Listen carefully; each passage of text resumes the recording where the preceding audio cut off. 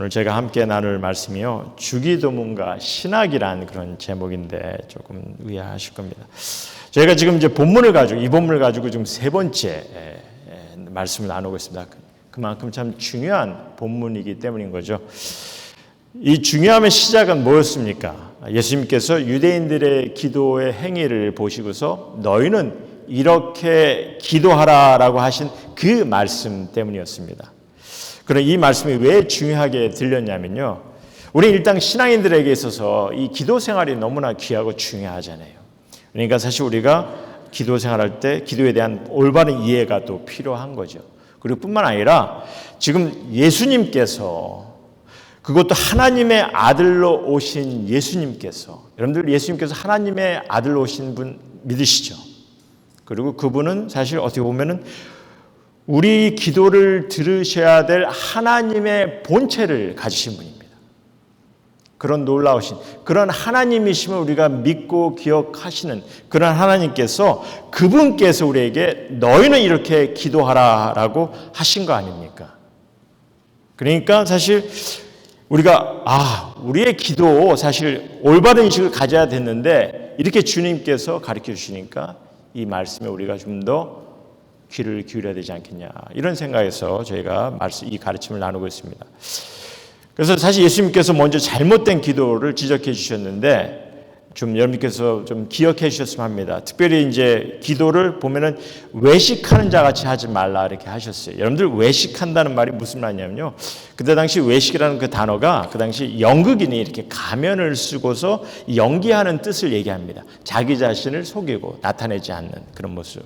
그래서 다른 사람에게 자신을 나름대로 이렇게 외식적으로 드러내는 그런 모습을 얘기하는 거죠.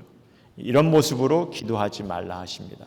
은밀한 중에 계신 아버지께 퍼스널한 그런 관계를 통해서 진실되이 기도하라 이렇게 말씀하셨죠.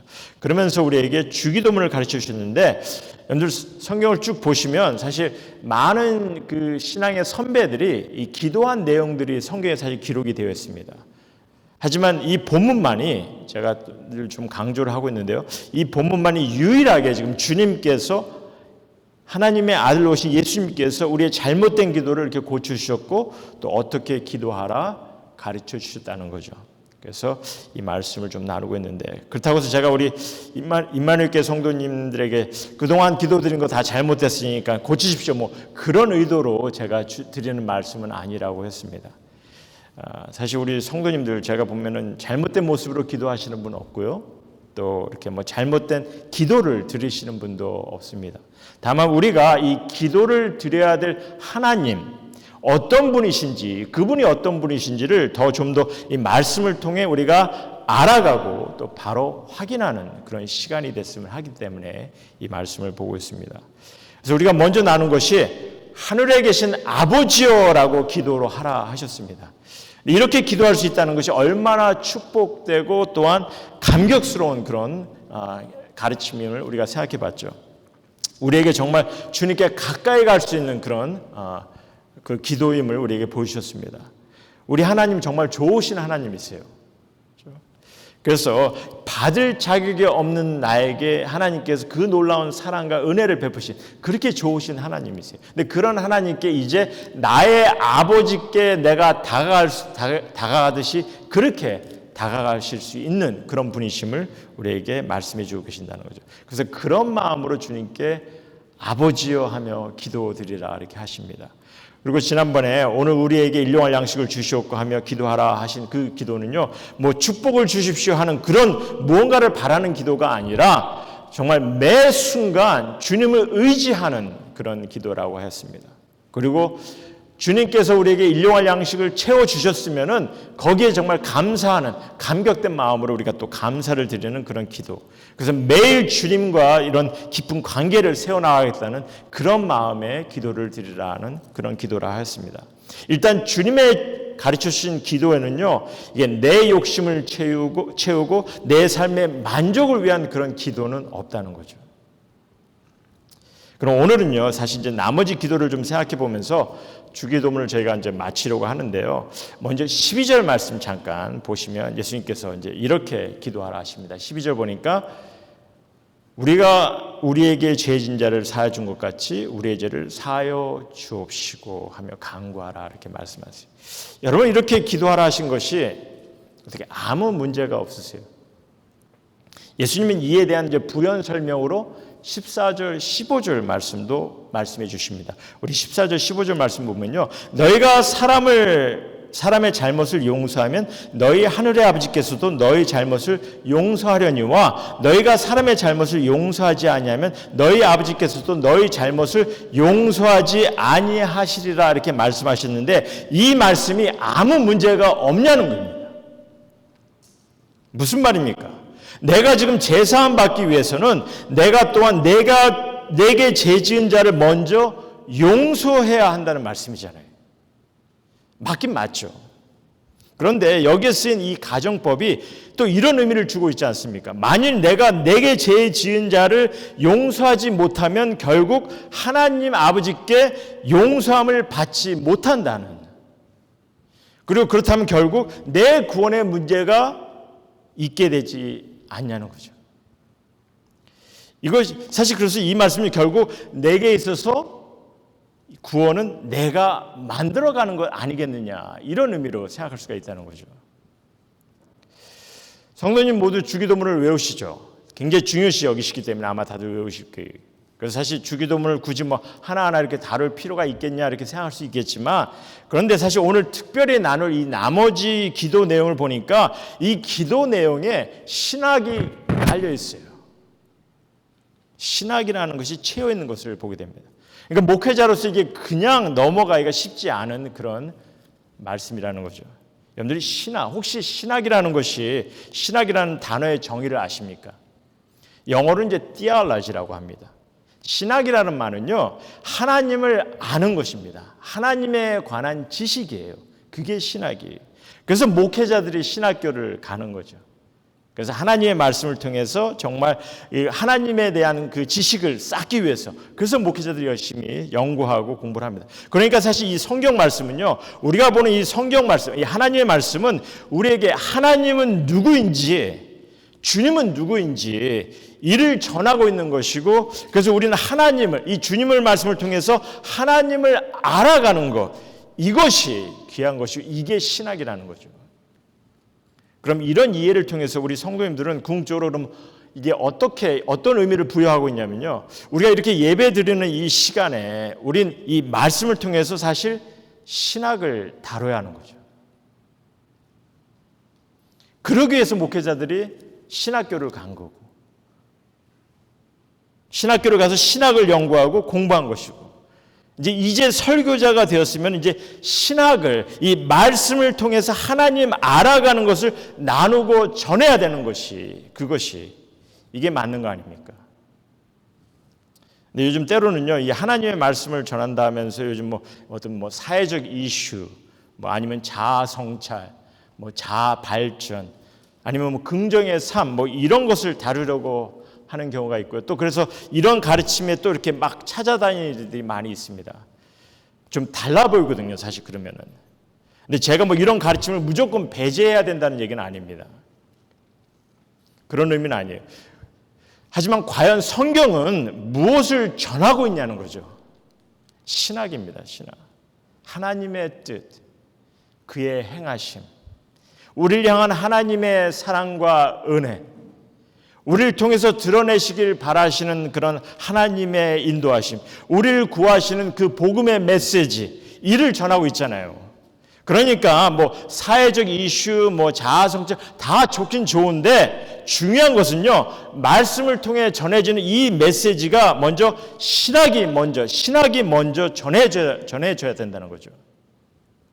그리고 우리가 이를 통해서 하나님을 알아갈 때, 여러분이 말씀을 통해서 하나님을 알아갈 때, 그때 하나님과의 관계가 바로 세워져 가는 것이고, 하나님과의 관계가 바로 세워져 나갈 때, 그때 비로소 우리는 내게 필요한 적용을, 이 어플리케이션을 보게 되는 것이고, 그래서 신앙의 성숙 또한 경험하게 되는 거죠. 이게 순수예요.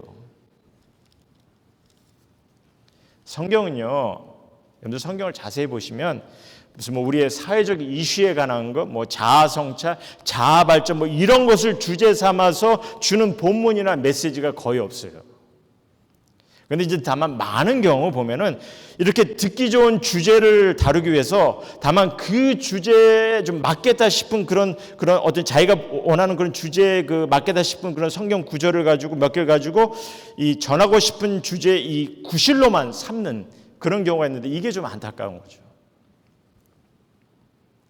시작은 미약하나 나중은 심히 창대하리라. 뭐 얼마나 굉장히 감동이 되는 그런 말씀으로 이렇게 생각합니다. 이렇게 받으려고 하죠. 그래서 이런 말씀 가지고 좋은 주제를 가지고 말씀을 전하려고 하는데 여러분들이 이 말씀을 누가 말한 건지 아십니까? 누가 말했는지 아세요? 하나님께 꾸중을 받은 욥의 친구 빌닷이 한 얘기잖아요. 비록 성경에 기록이 되어 있지만 하나님의 가르침은 아니라는 거죠. 우리는 성경을 통해서 하나님께서 주님께서 전하시는 그 뜻과 그 메시지가 무엇인지 그 말씀에 귀를 기울이고 그래서 하나님을 바로 알아가는 신학에 전념하는 그런 신앙인이 되어야 합니다. 그리고 그러할 때 진정 주님의 뜻에 부합하는 그런 삶도 경험하게 되는 거죠. 그래서 사실 이런 의미에서 지금 저희가 나누려고 하는 그 주기도문의 내용도 지금 신학으로 채워 있다는 겁니다. 자, 그럼 오늘 주기도문에서 어떤 신학이 주어졌는지 좀 보기로 하죠. 지금 하늘에 계신 우리 아버지여 이름이 거룩히 여김을 받으시오며 이렇게 말씀하세요. 이렇게 기도하라고 하십니다. 예수님께서는요 아버지께 기도할 때 무엇보다도 먼저 하나님 아버지의 이름이 거룩히 여김을 받아야 하실 것을 고백하라 이렇게 말씀하세요. 무슨 말씀입니까?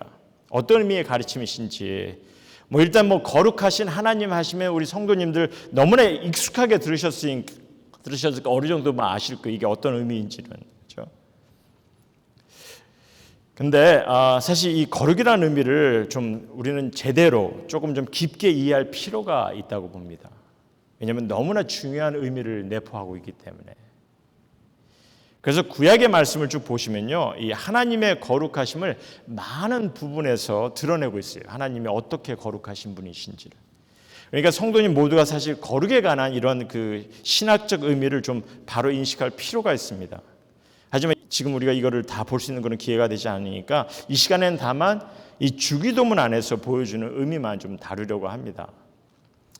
하지만 일단 우리가 좀 생각하셔야 되는 것이죠. 지금 예수님께서 하나님 아버지의 이름이 거룩히 여김을 받으셔야 하는 것이 이것이 더없이 중요함을 지금 주님께서는 말씀하고 계신다는 거죠. 우리가 기도할 때 이를 기억하기를 원하세요. 사실 우리는 하나님의 이름을 높일 때 보면은 뭐 전지전능하시고 뭐 무소부재하시고 뭐 천지를 지으시고 생사를 주관하시고 뭐 사랑과 은혜가 많으시고 공의의 하나님, 뭐 신실하신 하나님, 뭐 여러 가지 이런 것 가지고 묘사를 하려고 합니다. 물론 중요해요. 우리가 필요하고 중요합니다. 그런데 지금 예수님은요, 지금 거룩하심만 지금 말씀을 통해서 우리에게 말씀해 주고 계시더라는 거죠. 그러니까 하나님 아버지의 이름이 이렇게 거룩히 여기심을 받는다는 것이 더없이 중요하기 때문에 지금 우리에게 이렇게 매 기도를 드릴 때마다 그의 이름을 기억하기를 원하신다는 거죠. 왜 이를 중요시 하셨는지 사실 이 중요함이 보면 주기도문 한 구절 한 구절 다 연관이 돼 있기 때문에 그렇게 하시라는 거죠. 그래서 보면 이제 나라가 임하옵시며 이렇게 기도하라 하십니다. 나라가 임하옵시며. 좀 생각이라는 것을 우리가 생각해 보면은 그럼 도대체 하나님의 나라가 궁극적으로 어떤 나라, 어떻게 다르기에 하나님께서 예수님께서는 그 나라가 임하옵시며 하고 기도를 하라고 하는지 우리가 좀 질문해 볼 수가 있죠. 어떻게 과연 하나님의 나라, 이 나라가 우리가 구해야 되는 그 나라가 어떤 나라인지 좀 궁금하지 않습니까? 뭐 황금으로 이렇게 깔린 뭐 그런 나라, 뭐 황금으로 깔려봐야 뭐 사실 뭐 걸어다니는 것 별 차이가 없잖아요. 걸어다니는 건 다 똑같은데. 그렇죠? 사실 하나님의 나라, 어떻게 보면 이제 하나님의 사랑으로 감싸인 그런 나라 우리가 좀 생각해 볼 수가 있죠. 하지만 궁극적으로 하나님의 나라라는 것은요, 하나님이 임재하시는 즉 거룩한 나라예요. 거룩한. 하나님께서 함께 하신 나라는 거룩한 나라죠. 거룩한 나라를 경험하기를 간구하라는 거죠. 이럴 때 하나님의 거룩하심은요, 주기도문 한 구절 한 구절에 다 연관되어 있기 때문에, 그래서 이름이 거룩히 여김을 받으시오며 하고 기도하라고 하는 거죠. 그럼 12절 13절 말씀도 좀 보기로 하죠. 과연 어떤 신학적 가르침이 있고 또 하나님의 거룩하심이 어떻게 우리가 이해가 돼야 되는지. 먼저 12절 말씀, 제가 아까 12절 말씀을 가지고 좀 제가 조금 우리가 문제를 제시해야 될 것 같다 이렇게 생각했는데, 좀 12절 말씀을 좀 보겠는데요. 사실 12절 말씀은 이 14절하고 15절이 지금 12절의 부연 설명이기 때문에 좀 함께 보도록 하겠습니다. 근데 너무 이제 자세한 것을 제가 이제 설명드리려고 하면은 오늘 뭐 2시간은 넘게 예배를 드려야 돼요. 그건 좀 불가능하니까. 그러니까 좀 제가 결론만 좀 말씀을 드릴게요. 먼저 14절, 15절 말씀은요, 분명히 이런 말씀을 해주시는 거죠. 우리가 우리에게 주어진 죄의 문제를 해결해야 하나님 아버지께 용서를 받을 수 있다. 이제 그런 의미로 말씀해 주고 계시지 않습니까? 그럼 이런 어떤 신학적 논리로 우리에게 말씀해 주고 계시는지, 이게 우리에게 주어진 지금 죄의 문제를 해결해야 하나님 아버지께서 하나님께 우리가 용서를 받을 수 있다. 이런 것은요, 어떤 논리냐는 거죠. 이게 무엇보다도 하나님께서 온전히 거룩하시기 때문입니다. 하나님께서 거룩하시기 때문에 우리는 하나님의 죄의 용서를 받기 위해서는요, 우리의 죄의 문제가 해결이 돼야 되는 거예요. 여러분들, 성경에서 거룩이라는 의미가 여러분께서 어떻게 이해하시는지 모르겠지만, 이 거룩이라는 의미는요, 이 죄인된 우리 인간에게 가질 수 있는 어떤 그런 특성의 의미는 아닙니다. 이 거룩이라는 의미는요, 유일하게 하나님이 갖고 있는 그런 특별한 속성을 설명하기 위해서, 그래서 주어진 단어예요. 거룩이라는 의미가 처음부터, 애초부터. 그래서 우리가 이해할 수 있는 이 거룩의 의미는요, 제가 그냥 간략하게 거룩의 의미가 어떤 의미냐면, 이 거룩하다는 것은요, 흠이 없으신, 완전하신, 온전하신 하나님, 이런 의미를 품고 있다는 겁니다. 거룩이라는 것이. 그러니까 우리에게서 우리가 모든 죄가 사함을 받아야, 그래야 우리가 하나님 앞에 설 수 있는 것처럼. 왜? 거룩하신 하나님이시기 때문에 이 거룩하신 하나님 앞에는요, 우리가 흠이 없어야 되고 죄가 없어야 되는 그런 상황을 우리에게 지금 말씀해 주고 계시는 거죠. 그래서 14절, 15절의 말씀이 지금 그런 논리로 우리에게 말씀해 주고 계시는 겁니다. 봐라, 거룩하신 하나님 앞에 우리가 온전히 흠이 없어야 하는 거, 정말 죄가 없어야 하는 거 너희도 알고 있지 않느냐. 거룩하신 하나님이란 흠이 없으시고 온전하신 하나님이시니까, 그렇다면 우리가 이를 위해서 무엇보다도, 여기서 이제 번역을 조금 이제 뭐라고 말씀하냐면 사람의 잘못이라고 그렇게 얘기했는데, 사람의 잘못보다는요, 이 원어는 사람들의 죄 지은 것을 얘기합니다. 사람들입니다. 사람들의 죄 지은 것을 말씀해요. 어쨌든 그래서 거룩하신 하나님께 이 죄의 용서함을 받기 위해서는요, 우리도 이 사람들의 죄를 다 용서하는 것이 필요한 그런 의미로 우리에게 주고 있는 말씀이라는 거죠. 이런 논리예요. 하지만 지금 우리가 복음의 메시지를 듣고 있는 우리들에게는요, 이 논리에 큰 퀘스천 마크를 갖게 됩니다. 뭐냐면 우리는 스스로가 죄를 사할 수가 없잖아요. 어떻게 우리가 사람들의, 지금 여기서 보면 사람들의 죄라고 이렇게 얘기하는데, 어떻게 우리가 사람들의 죄를 다 용서할 수 있냐는 겁니다. 없잖아요. 우리는 나 스스로의 죄도 우리는 용서할 수가 없어요. 사할 수가 없어요. 그럴 권리, 그런 자격이 없는 자들입니다. 용서하겠다는 마음은 가질 수 있어도, 그래서 사실 14절, 15절 말씀은요, 지금 예수님께서 이게 지금 아직 십자가의 길을 가시지도 않은 상황이라는 걸 염두에 주셨으면 합니다.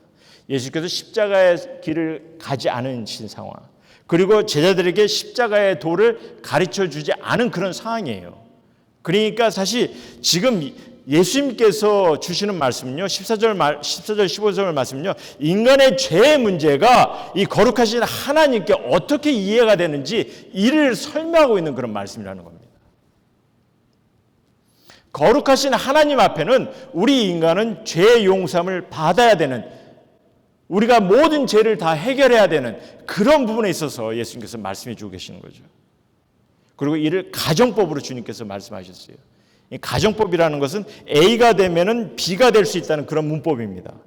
그러니까 이제 예수님께서 이제 우리가 사람들의 죄를 다 용서해야 또한 하나님께 용서함을 받는다는 이런 얘기인데, 궁극적으로 이런 말씀은요, 지금 이제 12절을 설명하기 위해서 주신 말씀이지만 또한 때로는 이 말씀이 우리에게 어떤 질문을 갖게 하냐면요, 지금 여러분이나 아마 제자들이 들었을 때는 아마 이런 질문도 가졌을 거예요.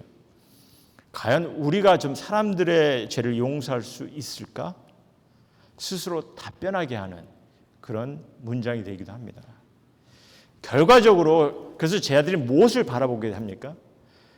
제자들은 결국은 사람의 죄 용서하는 일에 있어서 예수님의 십자가의 희생을 통해서 감당케 되는 것을 결국은 그들이 바라보게 되는 거죠. 하지만 일단 여기서 예수님은요, 이 부연 설명을 통해서 궁극적으로 죄와 하나님의 거룩하심의 관계를 설명해 주시는 것이고, 사실 12절을 우리에게 설명하기 위해서 주신 말씀이에요.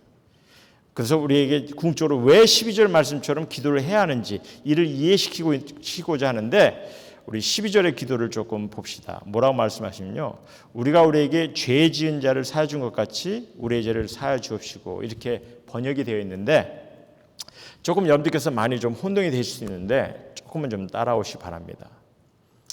우리가 이제 이 12절의 이 원어를 보게 되면요, 예수님께서 12절에 쓰여진 단어를 바꾸셨어요.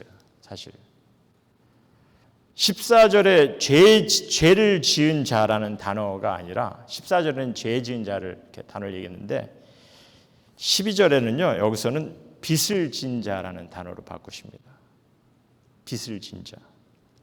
사실 이제 원어적으로 본다면요, 우리가 우리에게 빚진 자를 그냥 없었던 것으로 렛고 해준 것 같이 우리가 빚진 것도 주님 하나님께서 좀 이렇게 렛고 해 주십시오 하고 이런 기도를 드리라는 얘기예요. 그래서 14절의 논리를 생각해 보면서 이제 우리의 기도는 뭐냐면, 우리의 죄 문제보다는 관계의 문제를 위해서 기도하라, 이렇게 말씀해 주고 있습니다. 하나님의 거룩하신 하나님과 죄 문제를 설명하시면서 이제 우리에게 있어서는 관계 문제를 이제 해결해야 된다. 그래서 관계 문제를 위해서 기도하라, 이렇게 말씀하시는 거예요. 그래서 내게 빚진 사람, 내게 갚아야 할 이들이 있다면 이런 이들에게 먼저 배려하고 렛고하는 것을 위해서 기도하라는 거죠. 어떤 내게 해를 가하고 뭐 폭행을 하고 상처를 준 뭐 그런 죄에 대한 용서를, 그런 것을 말하는 것이 아니라는 거죠. 만약에 이런 죄에 대한 기도를 하라 하셨다면요, 14절 15절에 쓰신 그 죄라는 그 단어를 똑같이 쓰셨어야 돼요. 근데 쓰시지 않으셨다는 거죠. 그래서 여기서 주님은요, 죄 지은 자라는 단어라기보다는 빚진 자, 그 단어를 그래서 주셨다는 겁니다. 그러니까 궁극적으로 여러분이 거룩하신 하나님의 아버지께로부터 이제 관계의 회복을 원한다면은, 하나님 아버지께서 여러분을 감싸주기를, 보듬어 주시기를 바라고 간구하신다면은, 무엇보다도 이제 내게 있어 관계 회복이 필요한 이들, 그렇죠? 내게 양보가 필요하고 나의 양보가 필요하고 내가 인브레스할 그런 이들이 필요한 이들, 먼저 그들에게 보듬어주고 정말 배려해주고 사랑해주라는 그런 의미의 말씀을 우리에게 그런 의미로 기도하라는 거죠. 그 또한 하나님의 거룩하신 하나님 앞에서는 온전히 이루어져야 되기 때문에. 왜 우리가 이렇게 기도를 해야 되느냐? 여러분들, 거룩하신 하나님 앞에서는요, 모든 관계가 완전해야 돼요. 완벽해야 돼요. 궁극적으로 사실 우리가 이렇게 기도해야 되는 것은, 거룩하신 하나님 나라가 이제 우리 가운데 임하기를 원하는데 어떤 관계가 돼야 됩니까? 이게 관계가 회복된 관계가 이루어져야 되는 거예요. 하나님의 나라가 임하기를 원한다면은 무엇보다도 우리 안의 관계가 해결이 돼야 되는 것을 우리가 추구해야 된다는 거죠. 그래서 거룩하신 하나님의 나라를 경험할 수 있도록, 그래서 하나님의 사랑이 넘치고 서로 정말 거리낌이 없고 서로 뭐 탐내고 상처를 주는 그런 마음에서 벗어나서 이제 서로 배려하고 보듬어갈 수 있는, 서로 감싸고 서로를 세울 수 있는 그런 하나님의 나라를 경험하기 위해서, 이를 위해서 간구하라는 거죠. 하나님께 향한 죄의 문제 우리가 해결을 해야 됩니다. 거룩하신 하나님을 바라봤을 때는 이 문제는 해결이 돼야 돼요. 너무나 중요한 거예요. 그래서 그 관계를 예수님께서 말씀해 주시면서 무엇보다도 우리가 기도해야 될 부분은 지금 일단은 내 관계성에서, 그렇죠? 내가 주위에 하나님께서 허락하신 이들과의 관계를 먼저 회복하기를 원하시는 거죠. 그래서 하나님, 거룩하신 하나님 앞에 우리가 올바로 설 수 있도록. 왜? 죄 문제는 누가 해결하십니까? 주님께서 해결하시잖아요. 예수님께서 해결해 주시잖아요. 그러니까 우리는 주님 앞에 간절히 기도할 때 이제 내 주위에 내가 어떠한 관계를 갖고 있는지 이를 생각하면서 주님 앞에 그를 위해서 기도하라는 거죠. 정말 내게 관계가 필요한 이들과 관계 회복이 필요한 이들, 나의 임브레이스가 필요한 이들, 그렇죠? 내가 감싸주고 보듬어주고 이럴 이들이 필요한 그런 이들을 향해서 내가 어떠한 배려를 하고 있고 어떻게 사랑을 주고 있는지 이러한 모습을 위해서 기도하기를 원하십니다. 왜? 주님이 벌써 우리들의 그 사랑을 허락하셨기 때문에. 여러분들, 한국에서 이 불신자들을 대상으로 해서 당신은 예수 믿는 사람을 어떻게 봅니까? 라는 그런 이제 그 설베이를 좀 했다고 합니다. 안 믿는 사람들이 이제 설베이를 한 건데, 근데 이 자료를 보면 참 좀 안타까워요. 답답해요. 왜냐하면 이제 이 안 믿는 사람들이 크리스찬들 보면서 예수 믿는 사람들이 아주 이기적이다, 아주 비인격적인 사람이다, 이렇게 보는 사람들이 30%라는 거예요. 크리스찬들을 볼 때. 그러니까 3명 중에 1명은 예수 믿는 사람을 아주 좋지 않게 본다는 거죠. 그리고 5명 중에 1명은요, 아예 그냥 예수 믿는 사람을 그냥 아주 위선주의적인 이런 자로 본다는 거죠. 예수 믿는 사람을 좋게 평가한 이들은 17%, 20%도 안 되는 거예요. 5명 중에 1명도 안 된다는 거죠. 그만큼 너무나 많은 사람들이 한국의 기독교인들을, 뭐 한국이나 뭐 여기나 마찬가지겠지만 기독교인들에 대한 그런 나쁜 평가를 갖고 있다고 합니다. 왜 이런 결과가 나오는 것 같습니까? 가장 큰 이유는요, 사실 세상 사람들이 봤을 때 이 기독교인들이 외치는 것이 무엇인지를 알고 있잖아요. 우리가 정말 사랑과 용서를 외치지 않습니까? 예수를 믿기만 하면은 하나님의 용서를 경험한다고, 그러면서 우리가 그렇게 찬양하고 예배하고 선전하고 이런 것을 저들이 보고 알거든요. 근데 하물며 그러면서도 보면은 정작 세상 사람들이 볼 때는 자기 집안에서 식구를 배려하지 못하고 용서하지 못하는 그 모습들, 친구들을 배려하지 못하고 감싸주지 못하는 그런 모습들, 이 마음이 좀 상해도 분명히 이렇게 한번 해포를 풀어서 끝낼 문제를 가지고 기독교인들은요, 아예 그냥 관계를 끊어버리는 경우가 더 많다는 거죠. 그러니까 예수 믿는 사람을 볼 때 부정적인 생각을 가질 수밖에 없는 거죠. 이렇게 세상 사람이 손가락질하는 그런 모습을 하나님은 얼마나 마음이 아파하시지 않겠습니까? 사실 우리 하나님은 우리를 이미 감싸주고 계시고 우리 있는 모습 그대로 받아주시는 그런 분이심을 믿고 있습니다. 왜? 누구 때문에? 그리스도 예수님 때문에. 그렇죠? 예수님께서 우리의 죄사함을 다 하셨기 때문에.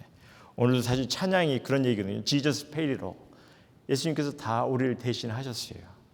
그러니까 사실 이 12절의 간구도 이미 우리를 받아주시고 관계 회복까지 다 허락하신 하나님께 이제 우리가 기도해야 되는 것은요, 감격된 마음으로 기도해야 되는 것은 이제 내 안에서 우리가 관계 회복을 위해서 내가 감싸줘야 될, 좀 배려해 줄 사람들, 이런 이들을 위해서 더 간구하고 간구하기를 주님께서 원하시고 있다는 거. 여러분께서 좀 이를 좀 기억하시고 좀 그런 기도를 드렸으면 합니다. 뭐 받았으니까 안 하면 돼, 뭐 안 해도 돼, 뭐 이런 생각하니까 사실 욕 먹는 거고, 그렇죠? 그렇게 생각하다 보니까 하나님 아버지의 이름을 거룩히 여기지 못하는 거고, 주님의 소원하시는 기도의 의미를 놓치는 거 아닙니까? 우리 임마누엘 교회 성도님은요, 이 기도의 의미를 좀 바로 인식하셔서 이제 좀 계속적으로 좀 우리가 배려심을 위해서, 관계 회복을 위해서, 베푸심을 위해, 감사 주심을 위해 기도하시는 그런 모두가 되시기를 주님의 이름으로 소원합니다. 자, 그럼 13절 말씀을 잠깐 보고 우리가 말씀을 정리하고자 하는데요. 우리를 시험에 들게 하지 마시옵고 다만 악에서 구하옵소서 하며 간구하라 하시는데, 이 기도는 물론 우리 이 영적 건강을 잘 지킬 수 있도록 하기 위해서 기도하라는 거죠. 하지만 사실 시험에 들지 않는 그 삶 자체가 또한 어떻게 보면 거룩한 자답게 살아가는 삶이기 때문에, 그러기 때문에 또 기도하기를 원하시는 거죠. 근데 사실 이 세상은요, 이 세상에 늘 유혹으로 그냥 물들어 있습니다. 마치 이 지렛밭을 걷는 것처럼 때로는 그냥 갔다가 붕붕 터지는 그런 상황들을 경험하죠. 성경에서 보면 신앙의 선배들도, 심지어 예수님까지도 이 세상에서 시험을 받으셨어요. 그리고 특별히 요즘 세상은 점점 완악해지다 보니까 정말 우리에게 이 시험과 유혹이 더해지면 더했지 이게 점점 없어지는 건 아니더라고요. 점점 더 심해집니다. 이 세상의 시험은 늘 늘어가고 있고, 때로는 시험을 피하기가 어려울 상황도 우리가 주어지는 그런 상황입니다. 그래서 우리가 시험이 올 때 그럼 어떻게 합니까? 사실 시험이 올 때 우리가 대적하고 이기든지 아니면은 굴복하고 악에 빠지는 것, 두 초이스밖에 없어요. 우리가 대적하고 이기든지. 어떻게 하시겠어요? 믿는 이로서. 거룩한 자답게 살아가는 이로써 우리가 어떠한 간구를 해야 되는지 주님께서는 이렇게 말씀하십니다. 우리를 시험에 들게 하지 마옵시고 다만 악에서 구하옵소서, 이렇게 기도하라는 거예요. 근데 이렇게 기도하라는 그 의미는요, 한마디로 먼저 세상이 너무나 완악하다는 것을, 벌써 우리가 잘못하면 시험에 빠질 수밖에 없다는 이런 상황이 주어진다는 것을 인식하라는 거죠. 그러니까 인식하기 때문에 기도가 나오는 겁니다. 그리고 또한 우리가 어떤 것을 내 스스로 인식하게 하냐면요, 이 세상의 시험은요, 이 악의 권세로, 악한 영의 그런 영향으로 주어질 때 그런 상황이 너무나 많다는 것을 또한 우리가 깨닫기 원하십니다. 그렇기 때문에 시험에 들게 마옵시고 다만 악의 영입니다. 그렇죠? 악의 영에서 구하옵소서, 이렇게 기도하라 말씀하시죠. 그럼 이런 시험을 이길 수 있는 것은 어떻게 합니까? 다른 방법이 없어요. 주님께 의지하는 것밖에. 주님을 의지하는 것. 그래서 이를 고백해야 하는 그런 기도입니다. 내가 악한 영들이 드러나는 그런 시험에 빠지지 않고 극복하고 승리해 달라고 간구하고 기도하라는 거죠. 그리고 우리가 이런 바른 인식을 갖고 기도한다면은 우리의 강한 의지를 주님께서 갖게 하실 것입니다. 하나님께서 힘과 능력을 더하실 거예요. 그래서 우리 고린도전서 14에 보면은 바울은 이런 얘기합니다. 사람이 감당할 시험 밖에는 너에게 당한 것이 없나니 오직 하나님을 믿으사 너희가 감당치 못할 시험을 당함을 허락지 아니하시고 시험 당할 즈음에 또한 피할 길을 내사 너희로 감당하게 하시니라, 이렇게 말씀하셨어요. 그래서 우리가 하나님을 의지하는 이런 기도를 통해서, 주님을 의지함을 통해서 이런 시험을 감당하고 이겨낼 수 있기를 주님께서 바라십니다. 여러분들, 악한 영이 드러내는 시험은 어떤 것이겠습니까? 그럼 실질적으로 세상의 유혹, 세상에 방탕하고 이런 유혹도 우리가 보면은 시험이고 악한 영의 어떤 유혹이라 생각할 수 있겠지만, 예수님을 향한 마귀의 시험을 보면요, 세 가지의 시험을 했는데 이 세 가지 시험을 보면요, 하나님의 일을 놓치게 하는 겁니다. 하나님께 가까이 오지 못하게 하는 게 시험이, 하나님의 말씀을 듣지 못하게 하는 게, 그게 시험이더라는 거죠. 그러니까 우리가 이런 하나님께서 멀어지게 하는 이런 모습에서 좀 더 또 우리가 이런 유혹을 받지 않고 이런 영에서 벗어나기 위해서는 주님께 정말 진실된 마음으로, 때로는 간절한 마음으로 구하고 기도할 필요가 있다는 겁니다. 영적 건강을 바라며 하나님 앞에 기도하면 하나님은 도와주십니다. 아무리 지뢰밭 같은 그런 시험이 있다 하더라도 하나님의 자녀는 하나님께서 지켜주세요. 하나님께서 인도해 주세요. 이를 믿으시고 주님을 의지하시는, 주님께 의지하는 그런 마음으로 늘 기도하시는 우리 임마누엘 교회 성도님 모두가 되기를 주님으로 소원합니다. 예수님께서 너희는 이렇게 기도하라 하시면서 귀한 주님의 기도를 가르치셨어요. 정말 주님의 뜻하심과 소원하심을 알고 진실되이 기도하기를 주님께서 원하십니다. 그래서 그런 기도를 우리가 늘 드리기를 소원합니다. 어떠한 하나님이신지 아시기를 원하세요. 하나님에 관한 지식을 갖기를 원하십니다. 하나님을 향한 그 지식을 갖는 거 그렇게 어려운 건 아닙니다. 우리에게 주신 말씀 많아 보이지만, 커버할 게 많아 보이지만 그렇게 어려운 것은 아니에요. 우리가 같이 함께 말씀을 통해서 하나님을 알아가며 이제 하나님의 사랑과 은혜를 경험하면서 깊게 생각하면서 이제 우리도 좀 배려하고 베풀고 좀 잊어주면 잊어줘야 될 것, 이런 거 없었던 것을 해줄 것, 이런 것들을 좀 생각하면서 여러분들께서 좀 기도할 일들이 있으면 좀 기도해 주시기를 소원합니다.